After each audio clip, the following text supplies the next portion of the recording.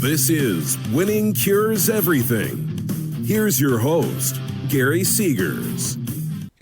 Welcome in. It's Thursday, June 13th. This is Winning Cures Everything. We do this every day live for 10 to 15 minutes, sometimes a little longer, but typically not. We do it on Periscope, Facebook, YouTube, and you can get the podcast on Apple Podcasts, Google Podcasts, Spotify, whatever your favorite podcast app is.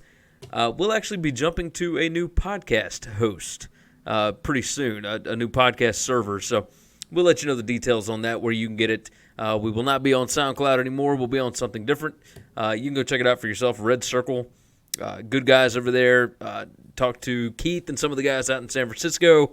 I think we will be joining them very shortly. But we'll talk about that when the time comes.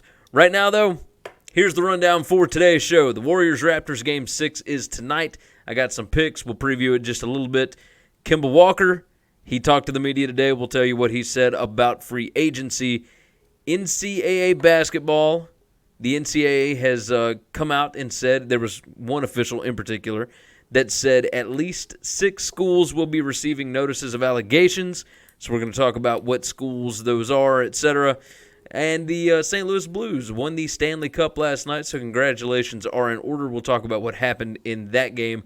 The show, as always, brought to you by betnow.eu. You can go check it out for yourself. It's a great layout, great sports book. Everything about it's pretty awesome. They treat us well. They will treat you well. They make it simple, and that's what you want out of a gambling site, right? So betnow.eu, use promo code WINNING50. That's WINNING50. That will give you a 50% deposit bonus. You can't get much better than that. You put in $100, they're going to give you 50 for free.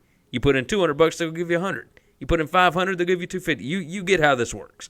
So, betnow.eu, use promo code WINNING50, and you'll get a 50% deposit bonus. All right, topic number 1, Warriors-Raptors Game 6 is tonight. No KD, obviously. Now, I would imagine Oracle Arena, it is the last game in Oakland for the Warriors. They will be in a brand new facility in San Francisco next year. So this is the last game in Oracle. I'm sure the fans will be in an absolute frenzy over this. They will be in a frenzy because they want to win one for KD, as everybody's been talking about. They want to get to a Game 7 in Toronto. This is hostile territory, right? Let's see. RJ jumps in on Facebook. Win that Toronto. Yeah, that's about the way that I'm going. I'm going to go. Let me go and give you my picks, okay? First off, I would imagine they will have like a Kevin Durant live feed video. They'll have him say something to the crowd. Everybody will be juiced up, and everybody will be ready to go.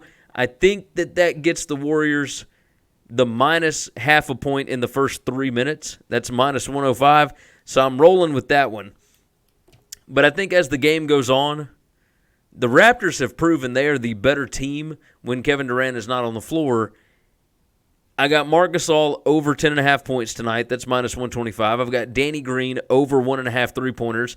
He is minus 155. You saw in the last 2 games in Oracle, Danny Green can shoot the ball in that arena. He seems to be able to shoot well in that arena.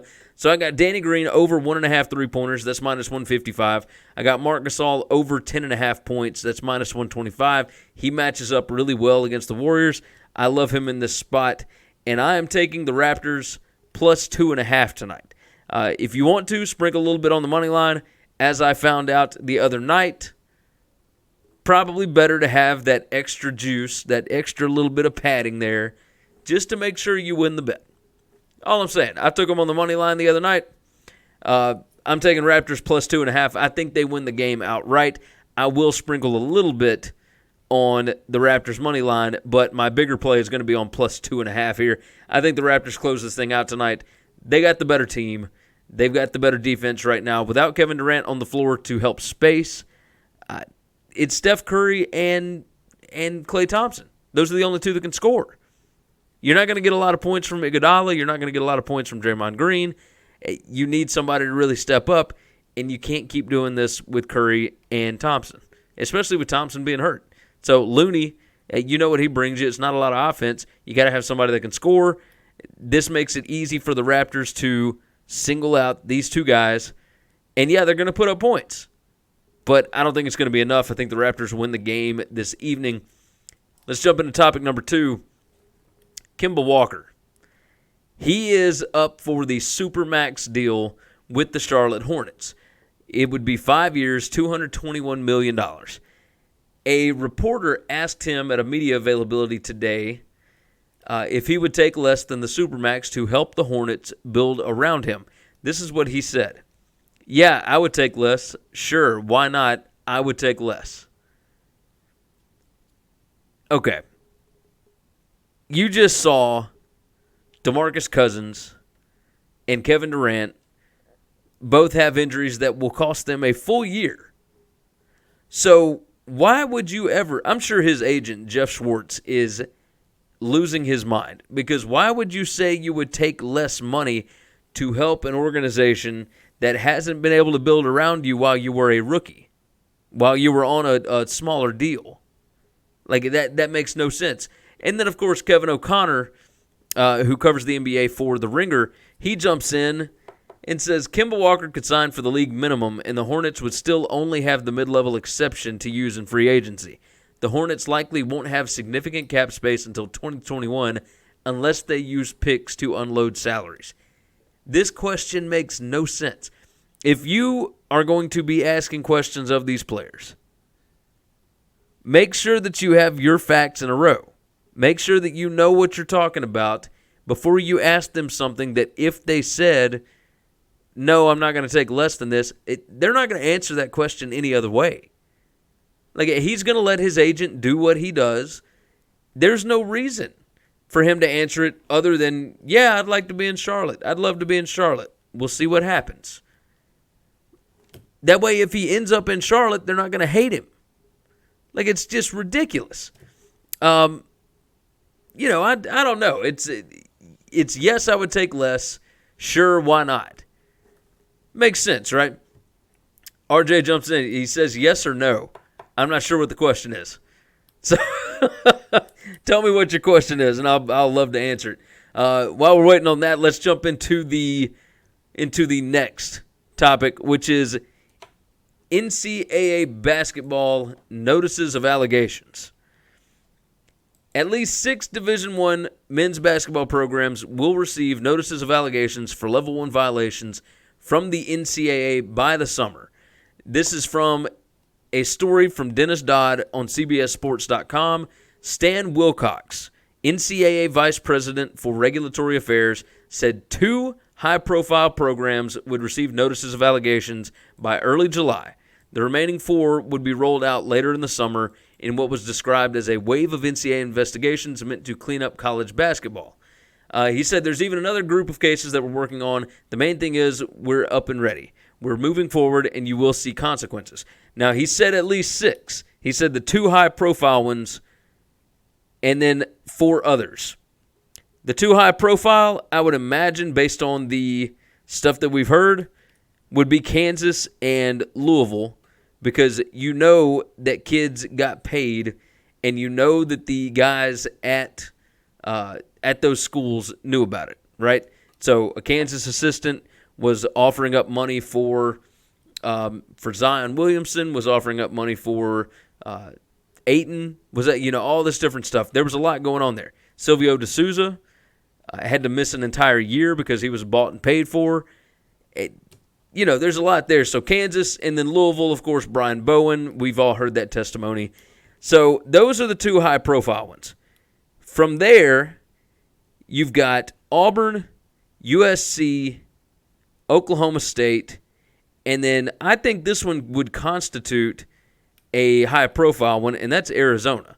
I mean, you've got all 4 of these have somebody that pled guilty, like an assistant coach that pled guilty to basically federal crimes. Now that we know that they are federal crimes, of course. But yeah, you've got 6 that will all end up getting notices of allegations for Level 1 offenses. That's Kansas, Louisville, Auburn, USC, Oklahoma State, Arizona. And I would imagine that you are going to get NC State eventually. You might get South Carolina eventually. there was a lot more going on here. Obviously, Miami, there's a lot of teams that are involved in this. So the first 6, though, I would imagine is the 4 assistant coaches that pled guilty, and then Kansas and Louisville. Both of those Adidas schools, both of those, you got an Adidas exec that basically gave everything away, like told everybody exactly what happened with Kansas and Louisville. All right, and then last topic for tonight. St. Louis Blues are the Stanley Cup champs. Cheers to them. Ryan O'Reilly wins the MVP. Rookie goaltender Jordan Bennington was an absolute force last night. He saved that team in that first period. That was a lot of fun to watch. I talked to Chris yesterday about whether or not home ice meant anything before last night. In the last 16 Game 7s, the home team won in the NHL Stanley Cup final. That's pretty remarkable. But yeah, in this series, road teams were 5-2. That is absolutely absurd. I don't know that you would ever see that. Of course, if the Raptors win tonight, they would have won 3 on the road and only 1 at home. So it's something similar to that. But yeah, I mean it's pretty remarkable to see that. The first championship in franchise history for the Blues. And what's funny is they were really contenders from 2011 through like 2017, and they fell off and were really bad at the beginning of the season, and then completely turned it around. I mean, it's 52 years they've been trying to win a cup, and they had not been able to get it done until this season, and that's a lot of fun. All right, so that's going to wrap up the show.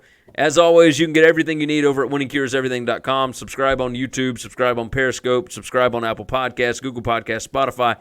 If you're on Apple Podcasts, leave a nice review. Share this thing out. Tell everybody you know about it. We do appreciate the support. We will talk to you again tomorrow. Thanks for checking out Winning Cures Everything. If you want to keep up with us, hit subscribe on YouTube or your favorite podcast app. Visit the website at winningcureseverything.com, or you can like us on Facebook or follow us at Winning Cures, at Gary WCE, or at Chris B. Giannini on Twitter. Share out the show, leave a nice review, and make sure to comment and tweet at us.